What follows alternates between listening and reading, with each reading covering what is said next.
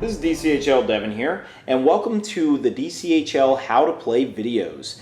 These videos are going to pretty much focus on new guys who are coming into the game. We're going to be covering all the rules in the main rulebook. For you veteran players, we're going to be setting up some advanced tactics videos. However, if you want to go ahead and watch these videos, you may forget some of the rules that you think you know and might have been reminded of here. There are a lot of rules in this game, and while there aren't as many as, say, Warhammer 40k, it's still very easy to forget things now and again. So these videos are going to be pretty much broken up into different segments as logically divided by the rulebook. So this video is ultimately going to start on playing the game as far as like how to build a force. So this one is really going to be irrelevant to you veteran players out there. I'd recommend waiting till our next videos or maybe the advanced tactica videos that will be produced alongside these basic introduction videos. So now that I've gotten that out of the way, let's talk about building a force.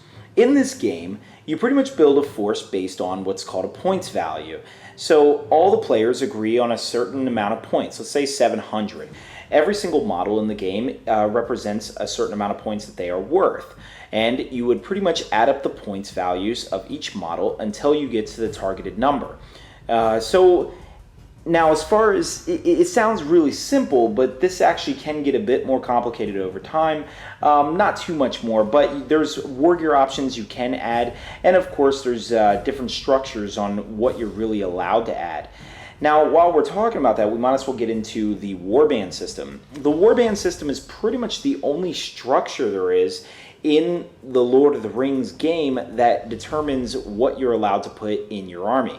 What basically that means is you have hero models and then you have warrior models. They're both divided up in every single source book provided by GW. And there's a couple, I guess, white dwarves that also have units that they include, and those will tell you what they can be slotted into. The warriors and the heroes are divided up into different factions in the game. So let's take, for example, the Gondor faction, or Minas Tirith, as they call it in the book. Essentially, if you want to get warriors of Minas Tirith, you're going to first need to get a hero. So let's say you get Boromir. So he will cost a certain amount of points. You add him in. Then you're allowed to get 12 warrior models for every hero that you have. So in this case, you have 12 Minas Tirith warriors, and then you arm them up with spears and shields, and that will add to their points values each. And then you add that all together, and that would be your first warband. Then you move on to your second warband, which once again would require a hero.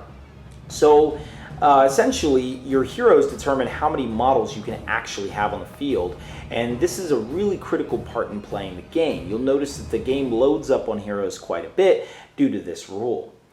Now, as far as the characteristics of each model, it's divided up into a small little stat line, and this is actually pretty easy to remember. The first section is MV, stands for movement value. This is essentially how far the model is allowed to move. The second one is fight. Fight is a characteristic that shows the warrior's relative skill in close combat and with shooting weapons. You may notice it has a slash mark. The second mark is the shooting value. Pretty much the first number, which is fight value, is how skillful they are in a duel. The better they are, the higher their fight value. In this case, the lower number, for a shooting attack, the lower it is, the better they are. So it's a little bit weird, but what that represents is the shooting value is, if it's say a 4 up, then they need a 4 or higher in order to hit the target. So if it's a 3 plus, then that means they need a roll of a 3, 4, 5, or 6 in order to hit the target. So it's kind of weird, but basically the first number, the higher it is, the better. The second number, the lower it is, the better. Now, the S represents strength. A model's strength value denotes how powerful he is. A mighty troll has a much higher strength characteristic than a hobbit. The higher this characteristic, the easier it is to injure the opponent. So essentially you would consult a wound chart when you're going to roll, and of course we'll cover that later. Next you have defense values. The defense is pretty much how tough the warrior is, and how clad he is in armor. Obviously the higher this number is, the more hardy and resilient he is against axe blows and stuff like that. Then next you have A for attacks. The attack's characteristic represents how much carnage the fighter in question can cause in close combat, and literally translates into how many dice he can roll in a duel when striking. So essentially, the more attacks he has, the more models he can kill in a single combat. Next, you have W for wounds. The wounds are pretty much, it's how many injuries the model can suffer before he dies. If at any point the model's wounds are reduced to 0, it's pretty much removed from play as a casualty. Most fighters in this game have a single wound and are removed as soon as they are ever wounded. The models that have more than that are generally monsters and heroes, and they can survive a bit more punishment. So the next value in here is C for courage. This is essentially how brave they are. The higher the number, the better off you are, and the more likely he is to charge a terrifying beast. Now, you may notice that warriors stop there. However, heroes have a final 3 characteristics. These are actually the most important attributes in the game. They represent might, will, and fate. Now, to these heroes, they can use these things to perform special actions that make this game extremely unique from any other game. This is actually the bread and butter of this game. So in time, we'll go ahead and cover exactly what these mean. But trust me, it's not important so much now. We're just going to go into the basic rules. Now, you may notice in this game, there is a division between good and evil. Essentially, this really is the only dividing line and serious restriction for building a force. You have the hero thing where you have to, the Warband System, where you have a hero that can lead 12 men, but the thing is you can't mix good and evil, so you pretty much have to stay hard set one side or the other. In this way, technically, there are only 2 armies in the game because there's nothing to prevent you from mixing a lot within good or a lot within evil. You can absolutely have Boromir leading a bunch of Minas Tirith warriors, and then have the next warband be Durin leading a bunch of dwarves. There is no real restriction, no penalty, nothing like that. Now, you may say this is kind of boring, but actually the play styles of each army really don't lend themselves to jumping between each other too much. And oftentimes, just for the theme of the battle, most players don't tend to do this anyway. So, even though you only see just good and evil, I wouldn't worry about it too much. You'll find that there are plenty of armies in this game. And if you even look at games like 40K, which also have an alliance system, you could argue there that there are technically only a couple armies in the game since you can jump between them. But this really isn't the case just in that game or any other game that allows an alliance system. Now, before we begin into actually how to physically play this game, we're just going to cover a couple more things as far as like battlefields and some terms you're going to need to know. So on the battlefield, everything is pretty much established with a bunch of terrain all across the field. The terrain in Lord of the Rings is set up depending on the scenario, but most of the time the players just agree on where exactly the terrain should be placed. Often this is symmetrical in nature, technically not realistic, but the most fair when playing the game. Also, just some terms you're going to need to know are a D6, D3, and a 2D6 when rolling dice. A D6 is essentially just a single roll of a dice and taking the result as is. D3 is you take that result and divide it in half, round it up. So a 1 and a 2 would equal a 1. A 3 and a 4 would equal a 2, and a 5 and a 6 would equal a 3. And then a 2D6 is rolling 2 dice and essentially adding the dice together. So if you add a 3 and a 4 together, it would be a 7. So those are the 3 types of rolls you're going to get in Lord of the Rings. Lord of the Rings doesn't use scatter die or artillery die that also come in the Games Workshop dice kit, so you won't need those in this game. Now, some terms you're going to need to know are, some actually general concepts are one about rerolls. In this game, you cannot reroll a reroll. So if you ever, for any reason, are required to re-roll a d6, let's say, and you then have another effect that triggers, and it also asks you to re-roll a d6, then that other effect no longer happens.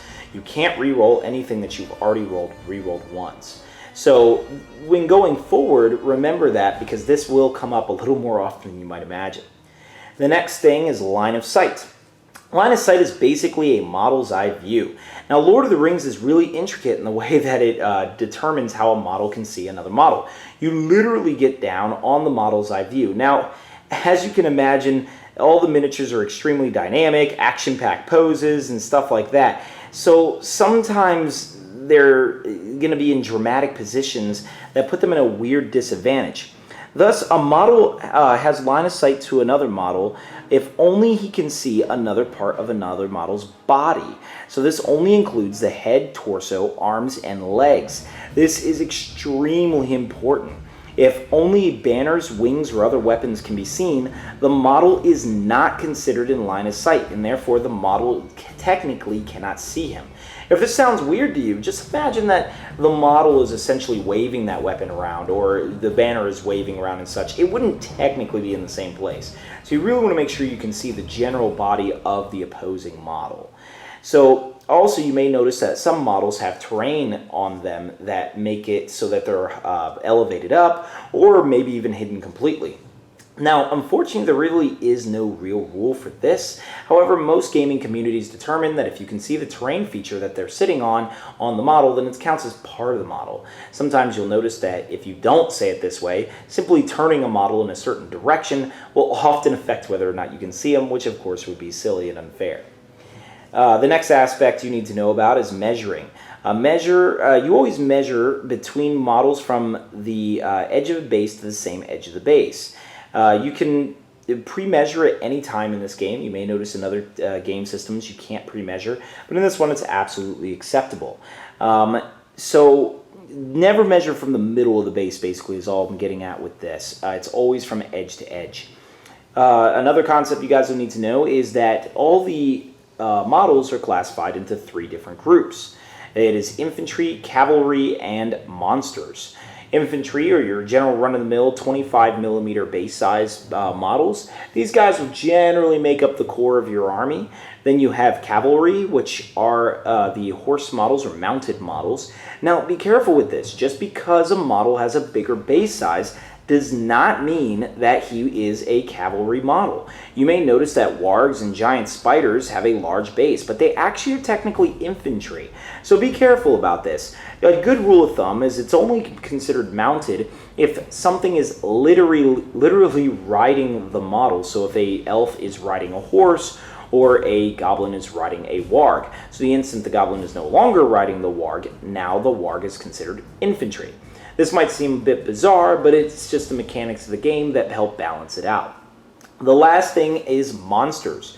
Now, monsters are the large models, obviously, usually on a 60mm or larger base. However, once again, don't automatically assume that just because it's on a larger base that it is a monster.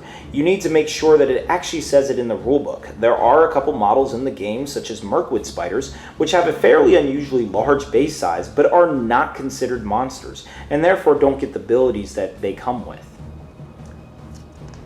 So that's pretty much it as far as this video is concerned. Go ahead and check out our next video, and we will get into the move phase.